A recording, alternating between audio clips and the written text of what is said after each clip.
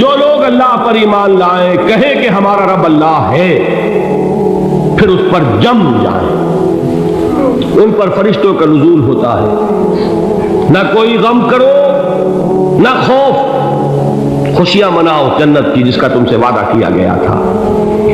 اللہ کی ربوبیت پر اطمینان جب انسان کو ہو جاتا، میرا رب اللہ ہے، ربی اللہ، انسان کے لیے نہ کوئی کھٹکا، نہ کوئی خطرہ، نہ کوئی خوف، نہ کوئی حزن۔ جو کچھ ہو رہا ہے کس کے اذن سے ہو رہا ہے؟ اللہ کے اذن سے۔ اللہ کے اذن کے بغیر پتا تک نہیں ہلتا۔ یہ کوئی اندھا بہرا مادہ نہیں ہے جس سے مجھے کوئی خوف ہو۔ اندھا بھینسا چلا رہا ہو اس سے تو ڈرنے کا ہر انسان کو ڈرنا چاہیے، نہ معلوم کس کو ٹکر مار دے، لیکن نہیں، اس کائنات کو چلانے والا ایک سمیع و بصیر خدا ہے۔ وہ جو میرا دوست ہے، میرا ولی ہے، اللہ ولی الذین آمنوا یخرجہم من الظلمات الی النور، اللہ اہل ایمان کا ولی ہے، ساتھی ہے، پشت پناہ ہے، مددگار ہے، حمایتی ہے۔ بتائیے جسے یقین ہو جائے کہ اللہ میرا مددگار، اللہ میرا محافظ، اللہ میرا پشت پناہ، اللہ میرا حمایتی، اس کے لیے کوئی خوف ہوگا؟ اس سے کوئی ڈر ہوگا؟ میں مثال دیا کرتا ہوں ایک بہت سادہ، پنجاب کے دیہات کی۔ تو بڑا چودھری ہے اور کوئی غریب کسان ہے، اس غریب کسان کے جانوروں کو ہر وقت اندیشہ ہوگا چوری کا، کوئی میری بھینس کھول کر نہ لے جائے، کوئی میرا بیل کھول کر نہ لے جائے۔ لیکن جس کے بارے میں یہ سب کو معلوم ہو کہ وہ جو بڑا چودھری ہے وہ اس کا دوست ہے، اس کی بچیا کو کوئی خوف ہوگا؟ اس کی بھینس پر کوئی ہاتھ ڈالے گا؟ اسے کوئی اندیشہ ہوگا؟ نہیں۔ کیوں؟ کہ وہ بڑا چودھری، بڑا اس کا یہاں کا سردار، جاگیردار، سب کو معلوم ہے وہ میرا دوست ہے، کوئی میرے خلاف اقدام نہیں کر سکتا۔ اس دنیا میں یہ چھوٹی سی بات اگر آپ کے دلی اطمینان اور سکون کا باعث بن سکتی ہے تو ذرا تصور کیجئے۔ میں لفظ تصور استعمال کروں گا صرف اس لیے کہ اس کا ہم جس کو کہتے ہیں ادراک اور شعور کر نہیں سکتے، اگر کے ساتھ کر سکتے۔ اگر یقین ہو کہ اللہ میرا مددگار اور یقین ہو کہ اللہ ہر آن میرے ساتھ ہے، پھر کوئی خوف؟ کس کا خوف؟ کوئی شے اللہ سے بالا تر ہے؟ کوئی قوت اس سے زیادہ طاقتور ہے؟ کوئی اس کے ارادے کو بدلنے والا ہے؟ کوئی اس کی مشیت کے آڑے آنے والا ہے؟ یہی بات ہے جو حضور نے فرمائی، یہ ایمان کا حاصل ہے لب لباب، کہ دیکھو اچھی طرح اس بات کو ذہن نشین کر لو، اگر تمام انسان مل کر تمہیں کوئی نقصان پہنچانا چاہے نہیں پہنچا سکتے، مگر جو کچھ اللہ نے لکھ دیا ہو، اور تمام انسان مل کر تمہیں کوئی نفع پہنچانا چاہے نہیں پہنچا سکتے، مگر وہ شے جو اللہ نے طے کر دی۔ آپ پھر میں کہوں گا ذرا طاری کیجئے، اسے فرض کیجئے، اسے سوچئے، اگر اس حدیث پر ہمارا دل ٹھکا ہوا ہو تو کسی سے ڈر ہوگا؟ یہ مجھے نقصان نہ پہنچا دے، یہ میری رپورٹ خراب نہ کر دے، یہ میری انکریمنٹ نہ رکوا دے، یہ میرا یہ نہ بگاڑ دے، یہ میرے یہ نقصان نہ پہنچا دے۔ اس کا ڈر، اس کا ڈر، اس کا خوف، اس کی خوشامد، اس کے لیے جا کر طرح طرح سے اپنی عزت نفس کو ذلیل کروانا اس کے سامنے، یہ سب کچھ کیوں کرتا ہے انسان؟ جب سمجھتا ہے کہ اس کے ہاتھ میں میرا کوئی نفع ہے، اس کے ہاتھ میں میرے لیے کوئی ضرر ہے، یہ مجھے کوئی غضب پہنچا سکتا ہے، یہ مجھے کوئی نقصان پہنچا سکتا ہے، یہ میرا کوئی کام بنا سکتا ہے، یہ میری کوئی ضرورت پوری کر سکتا ہے، اسی کا نام شرک ہے۔ جہاں آپ نے یہ سمجھا کہ غیر اللہ کے اندر کوئی طاقت موجود ہے، وہی شرک ہے۔ بتوں سے تجھ کو امید ہے، خدا سے نو امیدی، مجھے بتا تو صحیح اور کافری کیا ہے؟ شرک تو یہ ہے جس پر بھی تمہیں یہ خیال ہے، کلمہ ہے یہ کلمہ سوم، لا حول ولا قوت الا باللہ، ذرا اس پر دل کو کبھی اگر آپ تصور کریں، پھر فرض کریں، دل ٹھک جائے اس پر، کوئی طاقت نہیں، یہی بات تھی جو شیخ عبد القادر جیلانی رحمۃ اللہ علیہ نے اپنی وصیت میں اپنے بچے سے کہی. 11ویں دینے والے ہیں، لیکن حضرت شیخ عبد القادر جیلانی کی وصیت اور تعلیمات کو کتنے لوگ جانتے ہیں؟ یہ جن مقامات تک پہنچے ہیں وہ کس چیز کی بدولت پہنچے؟ انہوں نے جو پیغام دیا وہ کیا تھا؟ اے میرے بچے، جس طریقے سے قرآن مجید میں حضرت لقمان کی نصیحتیں جو ہے نقل کر دی گئی ہیں، میں یہ عرض کروں گا بالفرض اگر قرآن حضرت عبد القادر جیلانی کے بعد نازل ہوا ہوتا تو شیخ عبد القادر کی یہ نصیحتیں بھی قرآن میں درج ہوتی. اتنی اونچی نصیحتیں ہیں. اے میرے بچے، اس حقیقت کو ذہن نشین کر لے، لا فاعل فی الحقیقت ولا مؤثر الا اللہ. اس کائنات میں نہ کوئی فاعل حقیقی ہے نہ مؤثر حقیقی ہے سوائے اللہ. کسی شے میں کوئی تاثیر نہیں اگر اللہ نہ چاہے. آگ جلا نہیں سکتی اگر اللہ نہ چاہے. پانی ڈبو نہیں سکتا اگر اللہ نہ چاہے. زہر ہلاک نہیں کر سکتا اگر اللہ نہ چاہے. کوئی چیز فائدہ نہیں پہنچا سکتی اگر اللہ نہ چاہے. تو در در پہ کیوں سر جھکاتے ہو؟ در در پر کیوں جبیں سائی کرتے ہو؟ سب کے سامنے کیوں ہاتھ پھیلاتے ہو؟ ایک اللہ سے مانگو، ایک اللہ کے سامنے زمین پر اپنی جبین رکھو. لا فاعل فی الحقیقت ولا مؤثر الا اللہ. نظر آتا ہے ہمیں کہ پانی پیاس بجھا دیتا ہے. پیاس بجھانے کی صلاحیت پانی میں نہیں ہے، اللہ کے اذن سے. کھانا بھوک مٹا دیتا ہے. بھوک مٹانے کی صلاحیت کھانے میں نہیں ہے، اذن رب میں. دیکھیے یہی یقین تھا. حضرت موسیٰ علیہ السلام کا واقعہ یاد کیجئے. سامنے سمندر آ گیا ہے، قوم دیکھتی ہے پیچھے کہ گرد و غبار کا طوفان. معلوم ہوا کہ فرعون اپنے لشکر سمیت آ گیا. لشکر جب چلتا تھا تیز رفتاری کے ساتھ تو گرد و غبار کا جو طوفان اٹھتا تھا اس کا تصور کیجیے. اور لمحہ بلمحہ وہ قریب آ رہا ہے. پوری قوم نے کیا کہا؟ اے موسیٰ انا لمدرکون، اے موسیٰ ہم کو پکڑے گئے.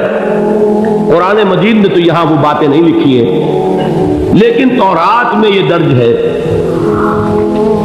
کہ بنی اسرائیل جھگڑنے لگے، دست و گریبان ہو گئے موسیٰ کے ساتھ. موسیٰ نے یہاں مروایا لا کر، اس سے تو ہم ہی بہتر تھے. وہاں کھانے کو ملتا تھا، زندگی تو تھی، بیگار ہم کر رہے تھے، موت تو نہیں تھی. اب جو کچھ ہوگا اس کا تصور کرو، جس طریقے سے ہمارے ٹکڑے اڑائے جائیں گے. تو لڑ رہے ہیں حضرت موسیٰ علیہ السلام سے. یہ تورات کی تفصیل ہے. قرآن میں صرف اتنا آیا ہے، پریشان ہو کر انہوں نے کہا انا لمدرکون، موسیٰ ہم کو پکڑے گئے. اس وقت موسیٰ کا جواب کیا ہے؟ کلا ان معی ربی سیہدین. نہیں، میرے ساتھ میرا رب ہے، وہ راستہ دے گا. بتائیے کہاں راستہ نظر آ رہا ہے؟ یہ ہے ایمان بالغیب. راستہ نظر نہ آئے تب اللہ پر یقین ایمان ہے.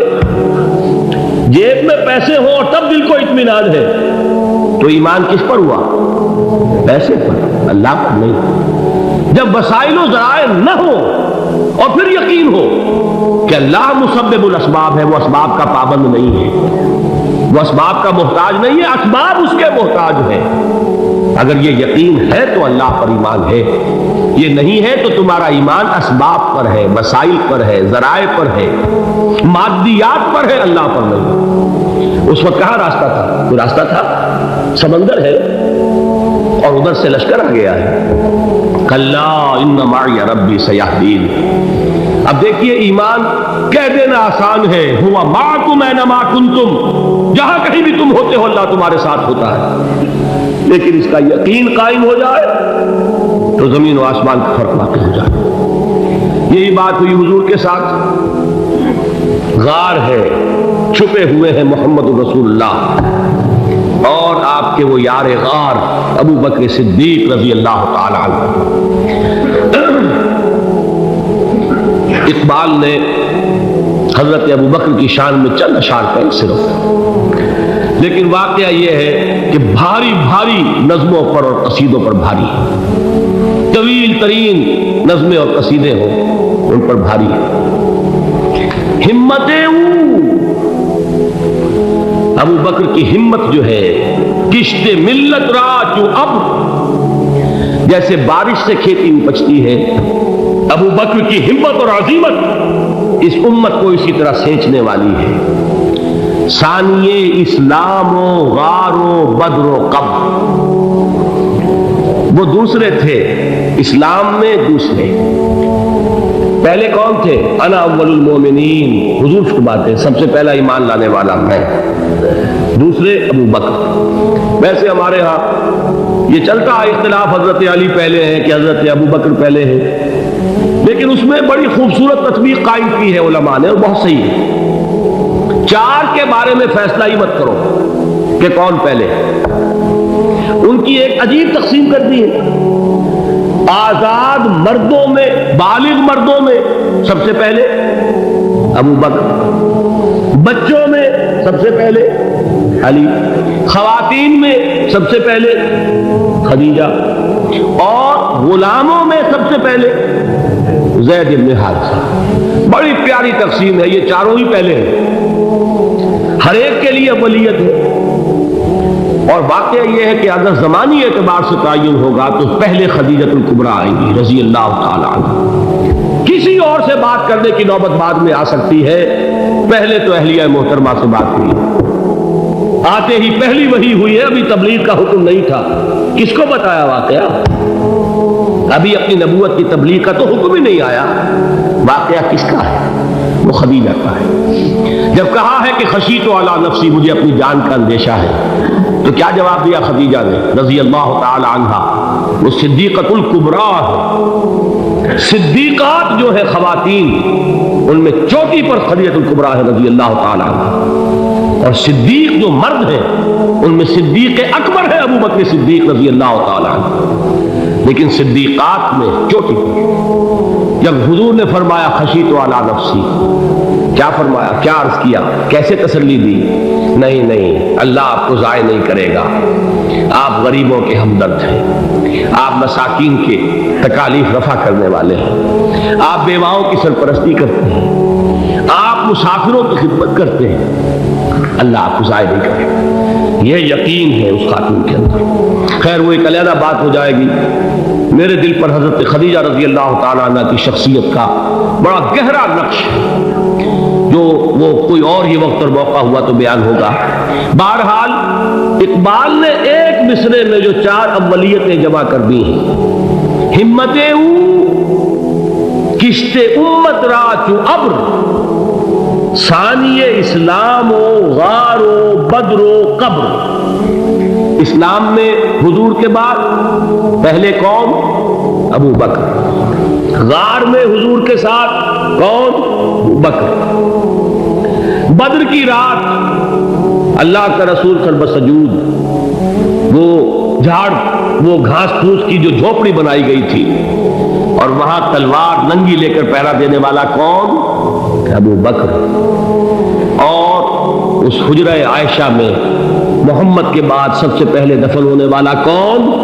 ابو بکر رضی اللہ تعالی عنہ صلی اللہ علیہ وسلم۔ وہ جو معاملہ میں سنا رہا تھا غار ثور کا، حضرت ابو بکر بھی حضور کے خیال سے لرز گئے ہیں۔ آپ کو یاد ہوگا کہ جا کر پہلے تمام جتنے سوراخ تھے انہیں بند کیا ہے، ایک سوراخ رہ گیا تھا جس کو بند کرنے کے لیے کوئی کپڑا نہیں تھا، وہاں اپنی ایڑی رکھی ہے، تب کہا ہے حضور سے تشریف لائیے، اور اپنے زانو پر حضور کو لٹایا ہے، اور وہاں کسی موذی جانور نے کاٹا ہے، حضور کی آنکھ لگ گئی تھی، اس وقت اس بل کے اندر جو بھی بچھو ہے کیا ہے واللہ عالم، اس نے کاٹا ہے، اس کی تکلیف کی وجہ سے ابو بکر کی آنکھوں سے آنسو ٹپک گئے، حضور کے چہرے مبارک پر پڑے ہیں، تو حضور جاگے ہیں، معاملہ کیا ہے؟ ایڑی نہیں ہٹائی وہاں سے، مبادا وہ جانور وہاں سے نکل کر محمد الرسول اللہ کو کوئی گدن پہنچا دے، ابو بکر کی ایڑی ہے، جس طرح چاہے کھا لے، ختم کر دے، جان نکل جائے تب کوئی آنچ آئے، محمد پر تو آئے، لیکن جیتے جی نہیں۔ وہ ہے ابو بکر حضور کے خیال سے۔ اس وقت حضور نے پھر اپنا لعاب دہن لگایا ہے، اور اس سے پھر آپ کی تکلیف ختم ہوئی۔ جیسے خیبر میں حضرت علی کی آنکھ دکھ رہی تھی، اس کو جو شفا حاصل ہوئی وہ بھی حضور کے لعاب دہن سے ہوئی۔